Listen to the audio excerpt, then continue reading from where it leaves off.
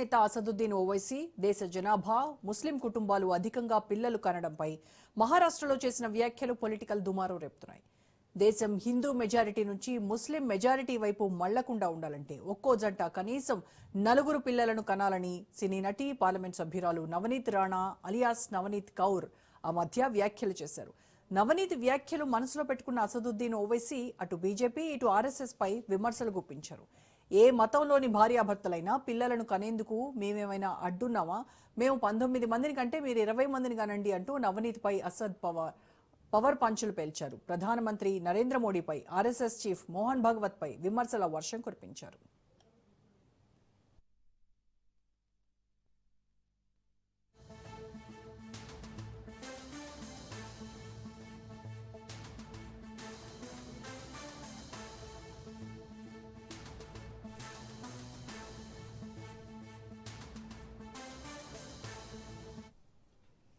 ఇప్పటికే ఉత్తరప్రదేశ్ ముఖ్యమంత్రి యోగిని బాబాగా పోల్చుతూ చేసిన వ్యాఖ్యలు వివాదానికి దారితీస్తున్నాయి. తన ప్రసంగంలో చంద్రబాబు పేరును అసద్ ప్రస్తావించారు. తనను బీజేపీ బి టీం అంటూ యూపీ మాజీ సీఎం అఖిలేష్ యాదవ్, మహారాష్ట్ర డిప్యూటీ అజిత్ పవార్ చేస్తున్న వ్యాఖ్యలను అసద్ పొలిటికల్ పంచ్లతో తిప్పికొట్టే ప్రయత్నం చేశారు. దేశ జనాభా విషయంలోనే కాదు, ఇటు వందే మాతరం విషయంలోనూ మోడీ చెప్పినట్టు తాము వినబోమని, వి ద పీపుల్ అనే కాన్స్టిట్యూషన్ మాత్రమే ఫాలో అవుతామని స్పష్టం చేశారు. దేశంలో ఉండాలంటే వందే మాత్రం పాడాల్సిందే అనేది బీజేపీ ఆర్ఎస్ఎస్ స్లోగన్. అలాగే అధిక సంతానంతో దేశంలో మెజారిటీ జనాభా వాటాను పెంచుకుని రాజ్యాధికారం సాధించే దిశగా ముస్లింస్ ప్రయత్నిస్తున్నారని కొద్దిమంది కాషాయవాదులు చేస్తున్న ఆరోపణ. దేశంలో జనాభా పెరుగుదల అవసరమని ప్రపంచ గణాంకాలు చెబుతున్నాయని, యంగ్ ఇండియా కావాలంటే దేశంలో జనాభా రేటు పెరగాలని అసద్ అంటున్నారు. మా మతం పెరిగితే తప్పేంటి, మీ మతంలో జనాభా పెంచుకుంటే మేమేమన్నా అడ్డంకిగా ఉన్నామా అంటూ సెటైరిక్గా అసద్ మాట్లాడారు.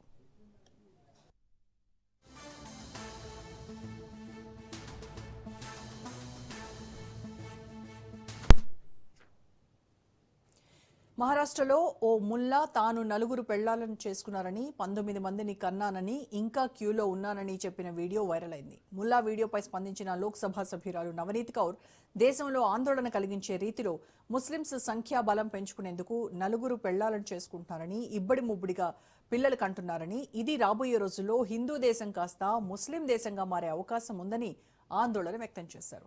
దీనిపై లోకల్ బాడీ ఎన్నికల ప్రచారం కోసం మహారాష్ట్ర వచ్చిన అసద్ నవనీత్ వ్యాఖ్యలను అస్త్రాలుగా మలుచుకొని ముస్లిం జనాభాపై, దేశ జనాభా పెరుగుదల ఆవశ్యకతపై పొలిటికల్ యాంగిల్లో కౌంటర్ ఇచ్చారు.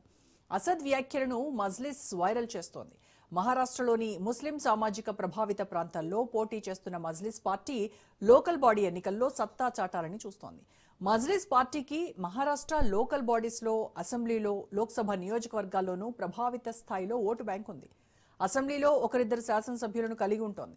2019 ఎన్నికల్లో మహారాష్ట్ర నుంచి ఒక లోక్సభ స్థానం నుంచి విక్టరీ సాధించింది. ఒకప్పటి హైదరాబాద్ ఎస్టేట్లో భాగమైన నేటి మహారాష్ట్రలోని కొన్ని ప్రాంతాల్లో మజ్లిస్ ప్రభావం చూపుతూ వస్తోంది. సిటీస్లో మైనారిటీ ఓటు బ్యాంకును తమ గంపగుత్తగా మజ్లిస్ భావిస్తూ వస్తోంది. కొన్నిసార్లు విక్టరీ సాధిస్తోంది, మరికొన్నిసార్లు ఇతర పార్టీలను ఓడిస్తూ వస్తోంది.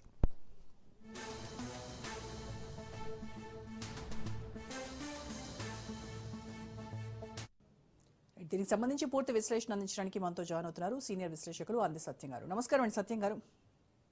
నమస్తే అండి సత్యం గారు, నవనీత్ రాణా చేసినటువంటి వ్యాఖ్యలకు కౌంటర్ గా అసదుద్దీన్ ఓవైసీ చేసిన ఈ 20 మంది పిల్లలను కానండి మేమేమైనా అడ్డుకుంటున్నామా అని చేసిన వ్యాఖ్యలు అంటే ఎలా అర్థం చేసుకోవాలంటారు? అండ్ మోరోవర్ ఇవి అక్కడ ఉన్నటువంటి మహారాష్ట్రలో జరగబోయేటువంటి లోకల్ బాడీ ఎలక్షన్స్ పై ఏమన్నా ఎఫెక్ట్ చూపుతుందంటారా? నవనీత్ కౌరు అసదుద్దీన్ మాట్లాడిన అన్ని పచ్చి అబద్ధాలు. ఇద్దరు మాట్లాడినవి కూడా పచ్చి అబద్ధాలు.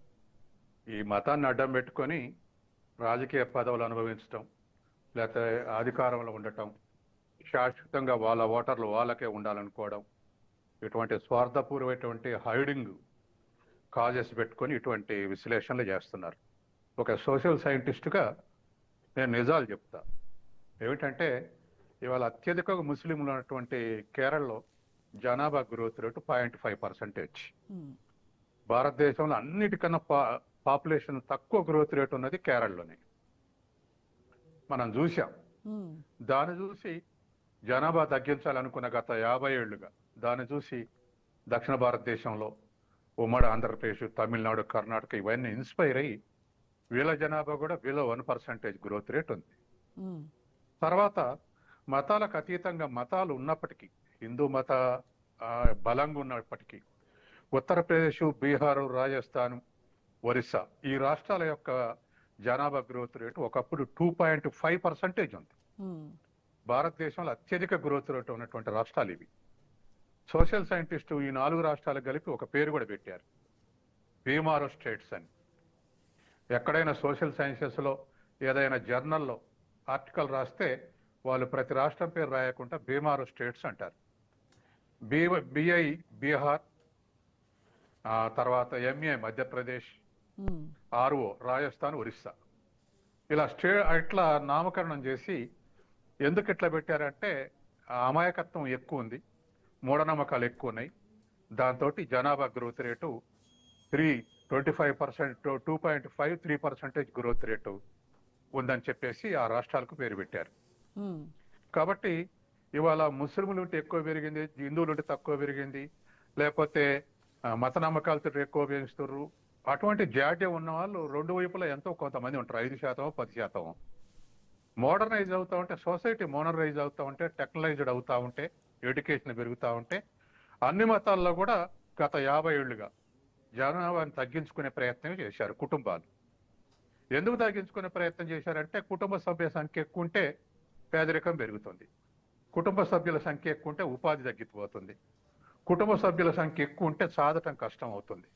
కాబట్టి ప్రభుత్వం చేసినటువంటి క్యాంపెయిన్ కాకుండా ఎడ్యుకేషన్ తోటి ఒకప్పుడు 2.5% గ్రోత్ రేట్ ఉన్న ఇండియన్ పాపులేషన్ గ్రోత్ రేటు ఇప్పుడు 0.9% తగ్గింది. అంటే అచ్చువయం, మనం జనాభా తగ్గించుకోవాలి, 1% ఉంటే ఐడియలు అని చెప్పేసి మనం తగ్గించుకోగలిగాం. కాబట్టి ఇవాళ ముస్లింలు అయితే గ్రోత్ రేట్ ఎక్కువ, హిందువులు అయితే గ్రోత్ రేట్ తక్కువ, ఇవి నిజమే కావచ్చు, కానీ 0.1% నిజం. 1% కూడా కాదు, 0.1% నిజం.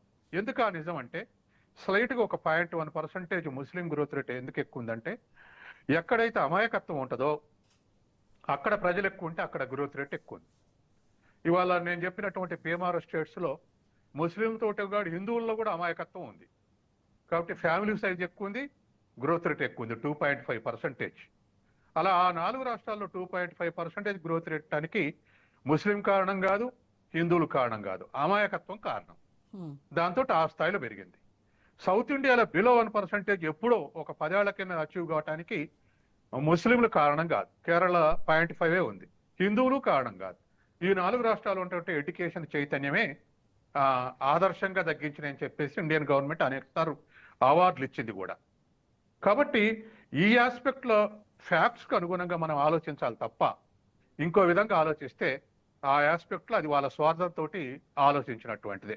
కాబట్టి ఫస్ట్ పాపులేషన్ గ్రోత్, వాళ్ళ రాజకీయాల తర్వాత మాట్లాడదాం, ఇద్దరు రాజకీయాలు. కానీ సోషల్ సైన్స్ ఆస్పెక్ట్లో లేదా డెమోగ్రఫిక్ స్టడీస్ యొక్క ఆస్పెక్ట్లో ఇది నిజమైనటువంటి ఫ్యాక్ట్స్.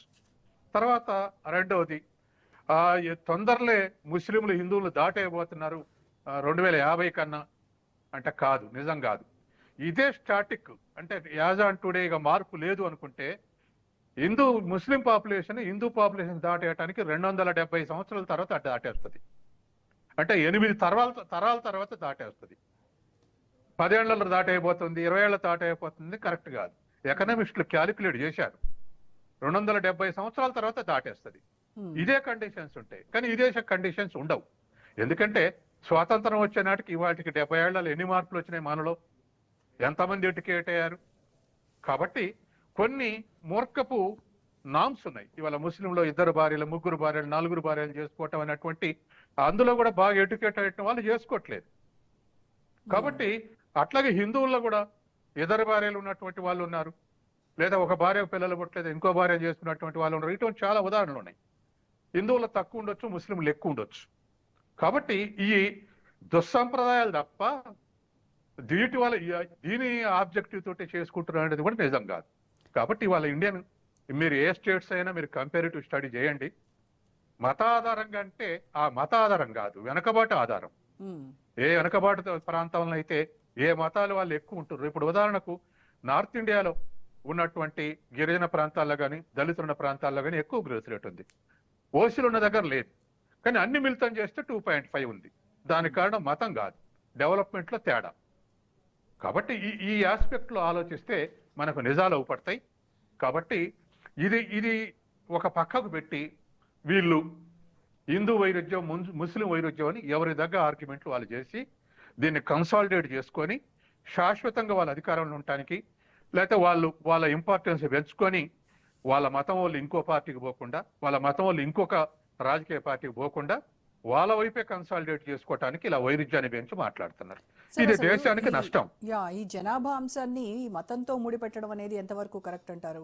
ఇటువంటి వ్యాఖ్యల వల్ల సమాజంలో హిందూ ముస్లిం విభేదాలు మరికాస్త ఇంకా రెచ్చిపోయేటువంటి అవకాశం లేదంటారా? విభేదాలు ఇంకా ఎక్కువ వాళ్ళకు పైకి చూడ రాజకీయాలు మాట్లాడుతారు, లోపల హైడింగ్ ఫ్యాక్ట్ ఏమిటంటే మీరన్న విభజన రావాలని, ఆ పేరు మీద ఆర్గనైజ్ కావాలని, ఆ పేరు మీద ఆర్గనైజ్ అయితే ఎవరో వాళ్ళకు ఉంటుందని, ఇంకొక ఆలోచన ప్రజలకు ఇంకొక ఆలోచన రాకుండా ఇవాళ మనం చూస్తున్నాం కదా.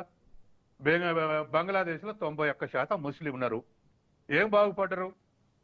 పాకిస్తాన్ లో 98% ముస్లిం ఉన్నారు, ఏం బాగుపడ్డరు? ఇవాళ ఇంకా చాలా ఇస్లాం దేశాల్లో ముస్లిం ఉన్నారు. అసలు ఇస్లాం కంట్రీస్ అని ప్రకటించిన దేశాలు దరిదాపు ఒక 50 వరకు ఉన్నాయి. ఆ కంట్రీస్ లో ఏం స్టాండర్డ్ ఆఫ్ లివింగ్ ఉంది, లేకపోతే ఏమి ఎకనామిక్ డెవలప్మెంట్ ఉంది, ఏం టెక్నాలజీ ఉంది? అసలు టెక్నాలజీ ఉందా? ఇప్పటికి కూడా ఇంత ధనిక దేశాలైనా మల్టీనేషనల్ కంపెనీస్ రాయల్టీ ఇచ్చి పెట్రోలియం శుద్ధి చేసుకుంటారు. ఇవాళ వెనుజులా ఎందుకు అంత వీక్ ఉంది? శుద్ధి చేసుకున్న టెక్నాలజీలో లేటెస్ట్ టెక్నాలజీ ఆప్ట్ చేయక వెనకబడిపోయింది. కాబట్టి ఎక్కడైతే మోడర్నైజేషన్ లేదో, ఎక్కడైతే సోషల్ నామ్స్ పాటించకుండా మూర్ఖత్వపు ఆలోచనలతో ఉన్నారో ఆ దేశంలో వెనకబడింది. కాబట్టి మనం ఆ వెనకబడ్డ ఆలోచనల్ని మనం అడాప్ట్ చేసుకొని మనం వెనకపోతే ఇప్పటికే మనం చాలా బాధపడుతున్నాం. మనతో పాటు స్వాతంత్రం వచ్చినటువంటి దేశాలు ఏషియన్ టైగర్స్ ఎందుకు మారినాయి? సింగపూర్ ఎందుకు మారింది? సౌత్ కొరియా ఎందుకు మారింది? జపాన్ ఎందుకు మారింది? లేటెస్ట్ గా చైనా ఎందుకు మారింది? ఇవన్నీ మన కళ్ళ ముందు ఎందుకు తీసుకుపోయినా మనం ఇట్లా ఎందుకున్నాం అంటే, మతం నమ్మకం ఉన్నా దాన్ని వ్యక్తిగతంగా నమ్మకం పెట్టుకొని మనం మోడర్నైజ్ చేసుకోవాలనుకుంటాం. ఇప్పుడు మోడీ తనకున్న నమ్మకాలని పక్కకు పెట్టుకొని స్టార్టప్ ఉద్యమాన్ని స్టార్ట్ చేశారు. దాదాపు 1,20,000 స్టార్టప్స్ ఇవాళ దేశంలోకి చేస్తున్నాయి. అంటే ఏమిటి? డిస్కవరీస్ కావాలి, ఇన్వెన్షన్స్ కావాలి, లేటెస్ట్ డెవలప్మెంట్ కావాలని. కాబట్టి ఎవరికి వ్యక్తిగత నమ్మకాలు ఉన్నా వాటిని అడ్డం చేర్చి సమాజానికి అడ్డంకిగా మారిస్తే దేశం వెనకబడిపోద్ది. కాబట్టి దానికి అతీతంగా ఎక్కడ ఇల్లిటరసీ ఉంటే అక్కడ వెనకబడ్డది. అది ముస్లిం హిందువుల మతం ఆధారంగా వెనకబడలే. వాళ్ళలో ఎక్కడ అమాయకత్వం ఉంటే, ఎక్కడ ఏ రాష్ట్రంలో అమాయకత్వం ఎక్కువ ఉంటే ఆ రాష్ట్రం వెనకబడిపోయింది. ఎందుకు ఇవాళ తమిళనాడు, మహారాష్ట్ర, గుజరాత్ ఈ 3 బాగా డెవలప్ అయినాయి? వాటి వెనకాల ఆంధ్రప్రదేశ్, తెలంగాణ ఉన్నాయంటే ఇండస్ట్రియలైజేషన్, ఎడ్యుకేషన్, నైపుణ్యం, తర్వాత హ్యూమన్ రిసోర్సెస్ తోటి కేరళ. ఎక్కడైతే అమాయకత్వం ఉందో అక్కడల్లా ఇవి లేవు. మనం ఇప్పుడు ఏం మాట్లాడినా అవి లేవు. ఇప్పుడు వాళ్ళు మేలుకొని, ఇండియా ఎట్టయితే మిగతా దేశాలతోటి మేలుకొని మాకు తొందర క్యాపిటల్ కావాలి, మాకు తొందర టెక్నాలజీ కావాలి అని మనం ఆదురత పడుతున్నాము, అట్లనే ఇప్పుడు వెనకబడ్డ రాష్ట్రాలకు కూడా మాకు కూడా రావాలని ఇప్పుడు ఒరిస్సా, ఉత్తరప్రదేశ్ చాలా దాన్ని ఏమంటారు, శీఘ్రంగా అంటే చాలా ఫాస్ట్ గా ఫారిన్ క్యాపిటల్ కావాలని ఇబ్బందులు పడుతున్నాయి. ఇప్పుడు కొంత అభివృద్ధి చెందిన రాష్ట్రాల వెనకాల ప్రయాణిస్తున్నాయి ఆ 2 రాష్ట్రాలు, బాగా వెనకబడ్డప్పటికి కూడా. కాబట్టి ఇది వదిలేసి పక్కకు ఎవరి ఓట్లని వాళ్ళని కన్సాలిడేట్ చేసుకుందాం. ఇప్పుడు అట్లా అనుకుంటే మరింత మంది కుటుంబ సభ్యుల సంఖ్య అంటే మన హిందువులలో ముస్లిం కూడా చాలా మంది ఉన్నారు. అట్లా చాలా మంది ఉన్నారు. 50 ఏళ్ల కింద మా అమ్మ 11 కానుపులు. మా విలేజ్ లో నాకు తెలిసినటువంటి స్నేహితుని తల్లి 19 మంది, వైశ్య ఫ్యామిలీ 19 మంది. ఎస్, నా ఫ్రెండ్ యొక్క మదర్ మా విలేజ్ లోనే. అసలు ఎవరిని ఇప్పుడు మా మదర్ ఏజ్ వాళ్ళు ఎవరిని అడిగినా వాళ్ళకి ఆ కుటుంబ నియంత్రణ లేదా అన్నాడు. కాబట్టి ఎవరిని చూసినా అదే రేటు. ఇవాళ టిఎఫ్ఆర్ తగ్గింది, ఫెర్టిలిటీ రేట్ తగ్గింది, పాపులేషన్ గ్రోత్ తగ్గింది. వాటిని చూసి సంతోషపడకపోగా ఈ కృత్రిమైనటువంటి వైరుధ్యం పెంచుకొని వీళ్ళు ఓటింగ్ ని కన్సాలిడేట్ చేసుకోవడానికి ఇటువంటి రెచ్చగొట్టులు కొడుతున్నారు.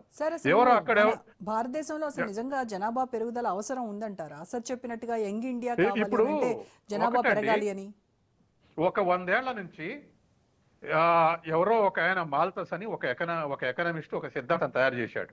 ఏమిటంటే పర్ క్యాపిటల్ ఇన్కమ్ బేసిక్ సంఖ్యలో పెరుగుద్ది, తర్వాత జనాభా అర్థమెటిక్ సంఖ్యలో పెరుగుద్ది, 100 ఏళ్లలో అది రెట్టింపు అయింది అని చెప్పాడు. అంటే 1, 2, 3, 4, 5, 6 అని జనాభా పెరిగితే 1, 2, 4 జనాభా పర్ క్యాపిటల్ ఇన్కమ్ 1, 2, 3, 4, 7, 9 అని పెరిగితే జనాభా 1, 2, 4, 8, 16, 32 ఆ రేట్ల పెరుగుద్ది 50 ఏళ్ల తర్వాత అని చెప్పిండు.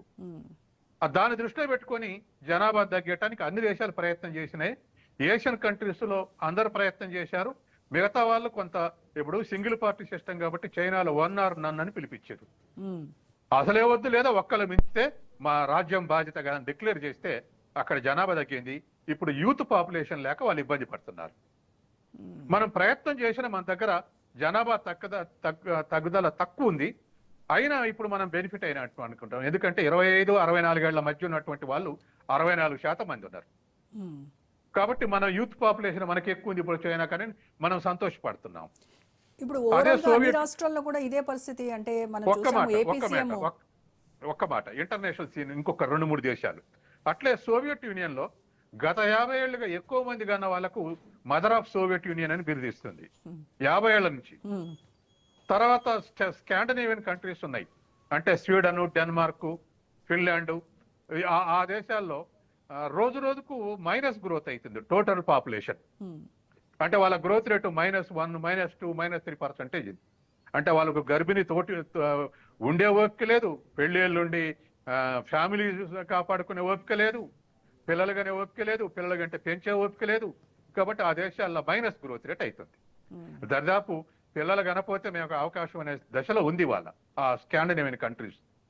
అందుకని వాళ్ళు ఉన్నటువంటి పరిస్థితుల్లో మరి జనాభా, మీరు ఇంకో ప్రశ్న అడిగారు, జనాభా మరి ఎట్లా సార్ మన ఇండియా కంటే దానికి కూడా ఒక నిర్వచనం ఉంది. ఆప్టిమం యూటిలైజేషన్ అంటే మనకున్న వనరులను ఉపయోగించుకొని మన ఎంప్లాయ్మెంట్, మన ఉపాధి కల్పించుకునే స్థాయి వరకు మనం జనాభా పెరుగుదల అడ్డంకి కాదు. దాన్ని దాటేసి పెరిగితే వనరులు ఉపయోగించుకున్న తర్వాత కూడా జనాభా పెరిగితే అప్పుడు జనాభా మైనస్ అవుతుంది ఆర్థిక ప్రగతికి. కాబట్టి ఆ మేరకు జనాభా గ్రోత్ రేట్ నష్టం కాదు, అది దాటితే నష్టం అని చెప్పేసి గతంలో నిర్వచనాలు ఉన్నాయి.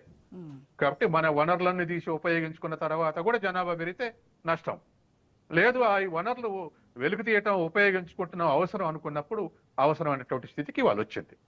సార్ ఇప్పుడు కూడా మనము చాలా మందిని, కొంతమందిని అంటే పెళ్లి కాని వాళ్ళని కనుక మనం కదిలిస్తే అసలు పెళ్ళి అనేటువంటి మాటే వద్దు, పెళ్లికి దూరంగా ఉంటాము, ఈ ఖర్చులు ఇవన్నీ అని చెప్పేసి వాళ్ళకు ఉండేటువంటి వాళ్ళ ప్రాబ్లమ్స్ వాళ్ళు చెప్తున్నారు. సో ఓవరాల్గా యూత్ ఇటు పెళ్లి వైపు మొగ్గు చూపట్లేదు, ఇక పెళ్ళైన వాళ్ళు కూడా పిల్లల్ని కనేటువంటి ఆలోచన కూడా వినిపించుకుంటున్నారు. దీనికే రీసెంట్గా ఏపీ సీఎం చంద్రబాబు నాయుడు కూడా పిల్లల్ని కనండి అని చెప్పారు. ఈవెన్ ఎన్నికల్లో కూడా 3 పిల్లల నిబంధనను కూడా ఎత్తేసారు. సో ఇప్పుడు యా మీరన్న ట్రెండ్ కూడా నిజమండి. ఎందుకంటే ఇవాళ డెవలప్డ్ ఫ్యామిలీస్ లో none or single, none or one స్థితి వాళ్ళ డెవలప్డ్ క్యాస్ట్ లో నడుస్తుంది. లేదా developed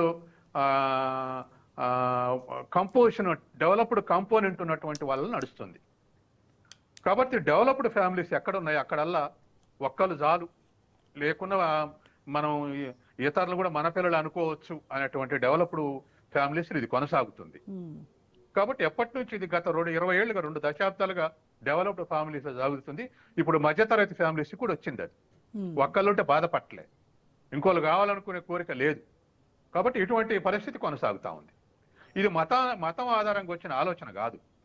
economic causes, development causes, తర్వాత రిస్క్, వీటన్నిటిని దృష్టిలో పెట్టుకునే ఈ విధమైనటువంటి పరిస్థితి మనం చూస్తా ఉన్నాం. తర్వాత ఇంకా national level, state level families, celebrity families లో చూసారనుకోండి, వాటిని చూసి ఇంకా ఇన్స్పైర్ అవుతారు. అట్లా ఇన్స్పైర్ అయ్యేటువంటి అవకాశం ఉంది. అండ్ మోరోవర్ యూత్ కూడా తగ్గిపోతోంది, వృద్ధుల సంఖ్య పెరుగుతోంది అనేది కదా. అది ఆ కాంపోనెంట్ వృద్ధుల సంఖ్య పెరుగుతుంది.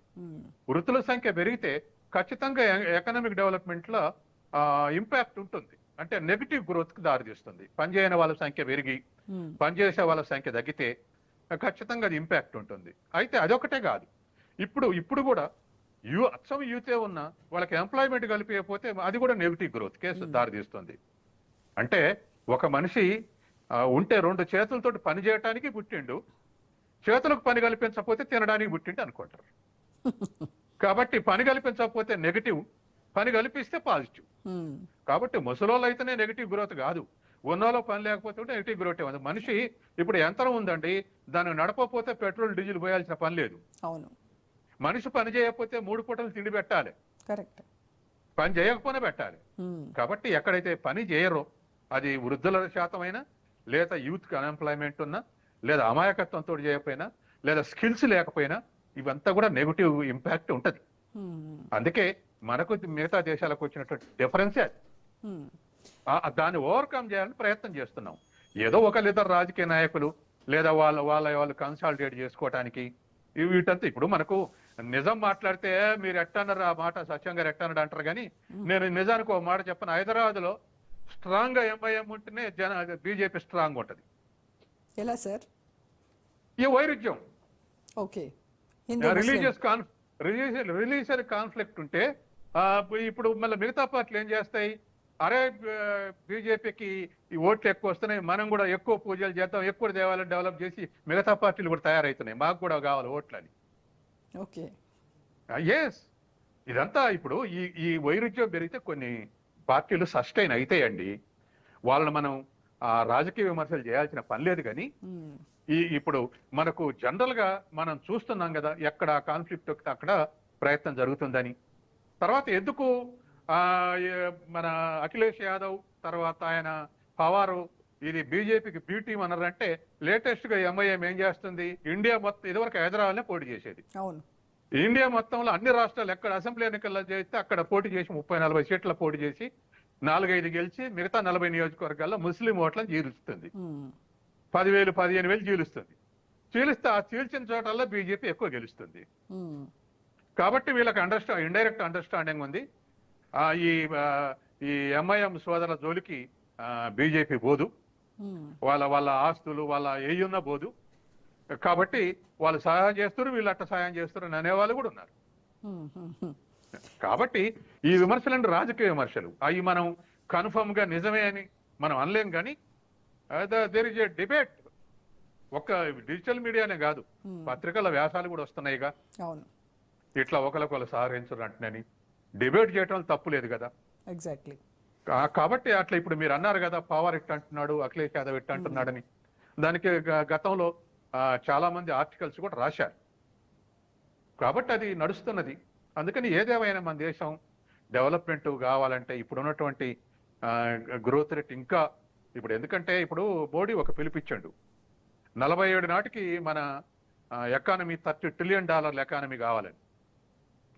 $30 ట్రిలియన్ ఎకానమీ కావాలంటే మన రిజర్వ్ బ్యాంక్ గవర్నరు రాజన్ ఏమన్నాడంటే, మన రాజన్ గారు రంగరాజన్ ఏమన్నాడంటే 11.5% గ్రోత్ రేట్ ఉండాలి అన్నాడు. అంటే 11.5 గ్రోత్ రేట్ అంటే ఇప్పుడు మన గ్రోత్ రేటు 7% నడుస్తుంది, 7.5 నడుస్తుంది nominal growth rate. Real growth rate దాంట్లోకన్నా 0.5 తక్కువ ఉంటుంది జనరల్ గా. అంటే 7% గ్రోత్ రేట్ నడుస్తుంటే అది 11.5 గ్రోత్ రేట్ నడవాలి అంటే ఇంకా స్పీడ్ పెంచాలి. దానికి ఏం చేయాలి, ఏం చదువు చెప్పాలి, ఏం నైపుణ్యాలు పెంచాలి, ఏమి టెక్నికల్ ఎడ్యుకేషన్ ఇన్స్టిట్యూషన్ పెట్టాలి, ఎట్లా యూత్ ని లేదా చదువుకున్న వాళ్ళని తర్ఫీదు ఇవ్వాలి, ఇవి ఆలోచిస్తుంటే వీళ్ళు మాత్రం ఇటువంటి స్టేట్మెంట్ ఇచ్చి కాన్ఫ్లిక్ట్ చేస్తారు. ఇప్పుడు కూడా బీజేపీ ఆర్ఎస్ఎస్ ను టార్గెట్ చేయడం ద్వారా అసదుద్దీన్ అక్కడ మైనారిటీ ఓట్ బ్యాంక్ ని మరింత కన్సాలిడేట్ చేసేటువంటి ప్రయత్నం చేస్తున్నాడు అనుకోవాలా? అంతేనండి. దాంట్లో ఇంకా మీరు ప్రశ్న అడగటం నేను జవాబు చెప్పడం కాదు, అది నిజం అంతే. ఎందుకంటే కన్సాలిడేషన్ చేసుకొని అక్కడ ఆ రాష్ట్రంలో 1-2 నియోజకవర్గాలు ఉన్న ప్రభావాన్ని 20-30 నియోజకవర్గాలకు చేస్తే తన మీద ఆధారపడతారు రేపు ఈక్వల్ సీట్లు వస్తే.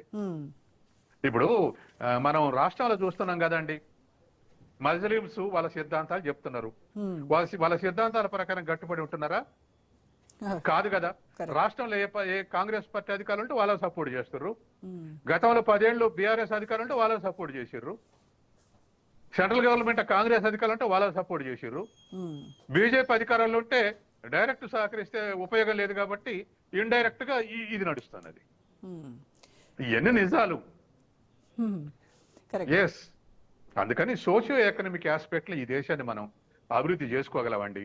ఇప్పుడు అభివృద్ధి చేసిన రాష్ట్రాలు, మన దేశంలో ఉన్న రాష్ట్రాలు ఏమైనా డెవలప్డ్ స్టేట్స్ ఉన్నాయంటే ఆ ప్రాతిపదిక మీద అభివృద్ధి కాలేదు.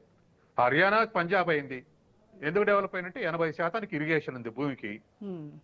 ముందు అందరికన్నా వాళ్ళు ముందు పంట పండించడం, ఖరీఫ్ లో వరి, రబీలో గోధుమ పండించడం నేర్చుకుర్రు. దేశం మొత్తానికి ధాన్యాగారంగా మారింది. అవి చూసి మిగతా రాష్ట్రాలు కొన్ని నేర్చుకున్నాయి. అందులో పర్టికులర్ గా తెలంగాణ, నెక్స్ట్ మధ్యప్రదేశ్, పక్కన ఆంధ్రప్రదేశ్ అంతకన్నా మనకన్నా ముందే ఉంది. ఇట్లా ఆ ఆస్పెక్ట్ అయిన వల్ల మన రాష్ట్రాలు కూడా agriculturally today on par with Punjab, Haryana we are developing. Not only developing in Telangana, it matched with Punjab. కాబట్టి అట్లాగే ఆంధ్రప్రదేశ్ కమర్షియల్ క్రాప్స్ కు డైవర్ట్ చేసి ఇంకొంత ఒక అడుగు మనకన్నా ముందేసింది. ఇవాళ శివరాజ్ చౌహాన్కి ఎందుకు కేంద్ర వ్యవసాయ శాఖ కేటాయించారు? మధ్యప్రదేశ్ లో వ్యవసాయంలో సక్సెస్ అయ్యండి ముఖ్యమంత్రి కూడా. అదే పని భారతదేశ వ్యాప్తం చేస్తుందని ఆయనకు వ్యవసాయ శాఖ ఇచ్చారు. మంచిదే కదా, అట్లా ఎక్స్పర్టైజ్ చేసిన వాళ్ళకి వ్యవసాయ శాఖ ఇస్తే.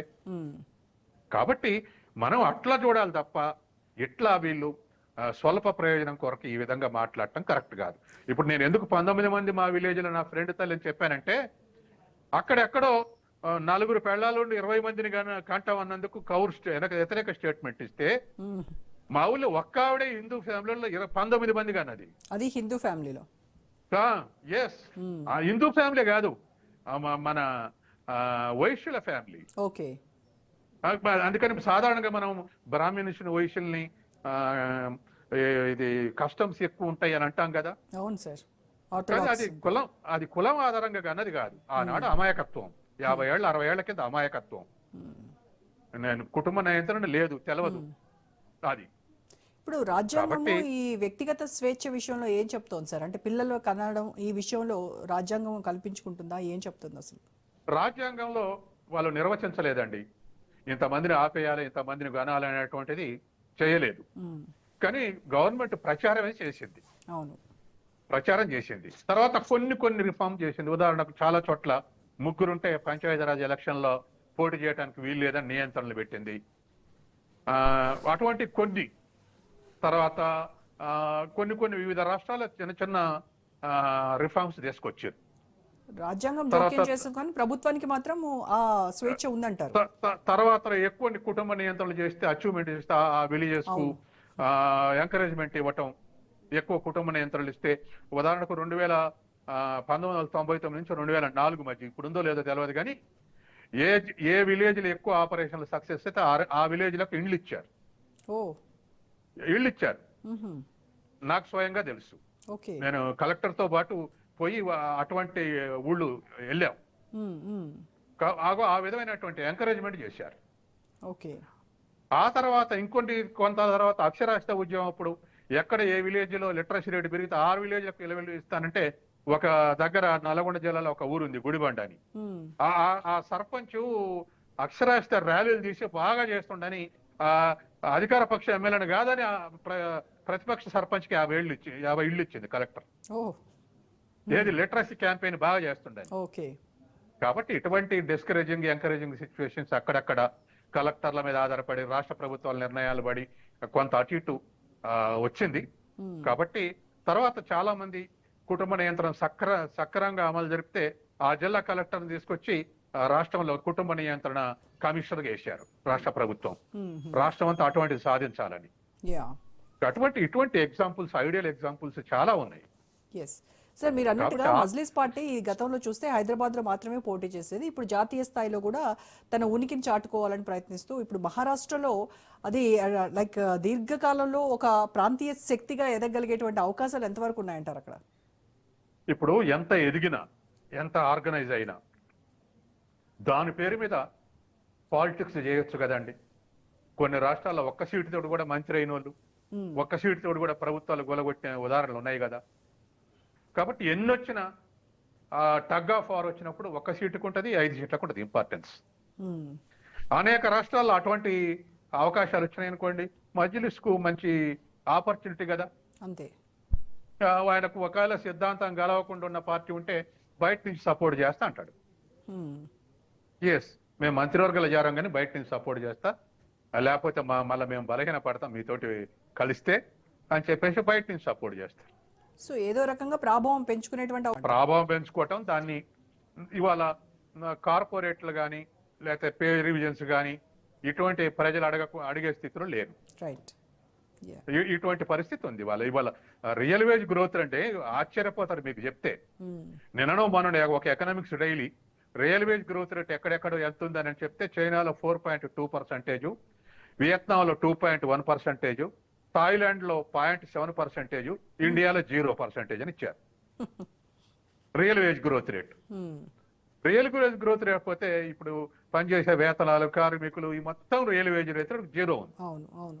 ఎకనామిక్స్ డైలీ, నేను వేరే పత్రికల లెక్కలు చెప్పట్లేదు. కాబట్టి ఇటువంటి విషయాలు లేదా ధరలు పెరిగినటువంటి విషయాలు లేకపోతే ఇంకా అన్ఎంప్లాయ్మెంట్ విషయాలు ఏవి చర్చకు రాకుండా ఈ వైపే ప్రజలు ఆలోచించుకుంటే పోతారు, వాళ్ళు సక్సెస్ అవుతారు. Right. Thank you so much Satyam గారు. రైట్, ఇది వాళ్ళ special debate. Stay tune to Raj news.